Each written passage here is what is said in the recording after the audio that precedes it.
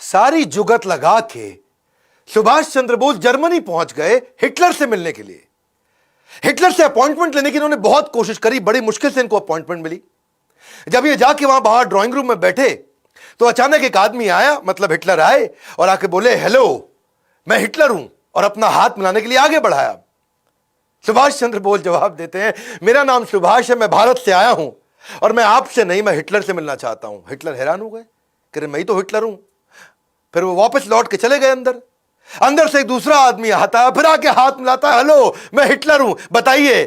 तो सुभाष चंद्र बोस फिर खड़े हो गए, नमस्कार मैं सुभाष चंद्र बोस भारत से आया हूं, मुझे आपसे नहीं, मुझे हिटलर से मिलना है। सब हैरान हो गए, अरे ये क्या चक्कर है, हिटलर तो आए मिलने के लिए। सुभाष चंद्र बोस ने मना कर दिया मिलने के लिए, बोले मैं हिटलर से मिलना चाहता हूं। अब 3-4 जब लोग आए और सबको उन्होंने बोल दिया मैं आपसे नहीं, मैं हिटलर से मिलना चाहता हूं, तो हिटलर ने असल में अपने 4-5 बहरूपिये बना रखे थे, उसको अपनी जान का खतरा रहता था।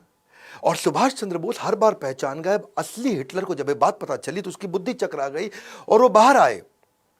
उनके लिए यह पहली बार हुआ पूरी पृथ्वी पे कि किसी आदमी ने पहचान लिया कि यार ये तो असली हिटलर नहीं है।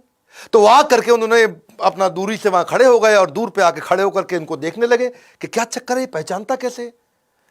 तब सुभाष चंद्र बोस खड़े हो गए और दूर से खड़े हो गए हिटलर उनको बोले कि बताइए क्या बात है, क्यों मिलना चाहते हैं।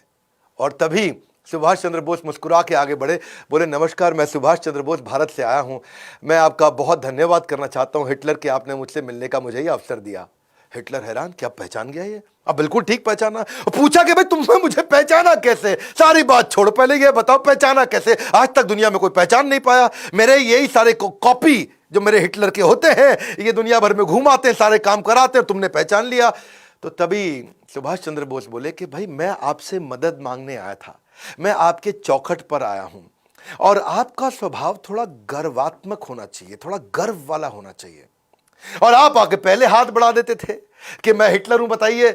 तो मैं उसी से समझ गया कि हिटलर के पास एक किसी पराधीन देश से, भारत जो कि परतंत्र है, वहां से कोई मदद मांगने आया। तो आपके चेहरे में वो गर्व नहीं दिख रहा था, तो आपके जो कॉपी थे वो राइट बिहेवियर नहीं डिस्प्ले कर रहे। और हिटलर की बुद्धि चकरा गई, बोला ऐसा इंटेलिजेंट आदमी कभी नहीं देखा, इसको क्या बोलते हैं एक्यूरेट जजमेंट।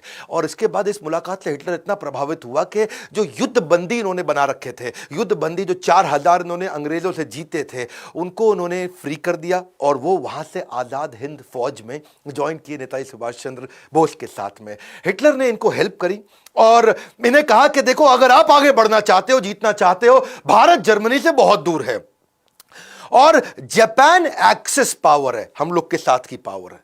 मैं जापान में बात करवा देता हूं, आपकी कुछ सिस्टम्स तय करते हैं कि मैं आपको जापान भेजता हूं यहां से और वहां से आप टीम बनाई, क्योंकि जापान आपकी मदद करेगा, जापान हम लोग के साथ का है और जापान भी अंग्रेजों के खिलाफ है। तो ये बड़ा मुस्कुराया, इनको बहुत अच्छा लगा। तो हिटलर ने इनके लिए बहुत अच्छा अरेंजमेंट किया।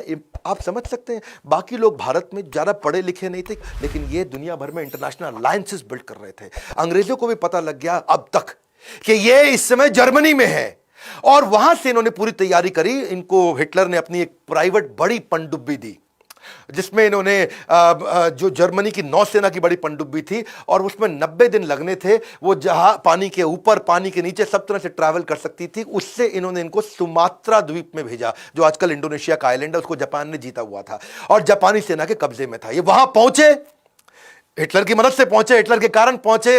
इमेजिन हिटलर को भी इन्फ्लुएंस कर पाए। सुमात्रा से फिर ये जो कि जापानीज आइलैंड है, अभी इंडोनेशिया के पास है, वहां से प्लेन से टोक्यो पहुंचे और वहां पहुंचने के बाद ये जानते थे कि जापान एशिया के अंदर अपना वर्चस्व के लिए लड़ाई कर रहा है।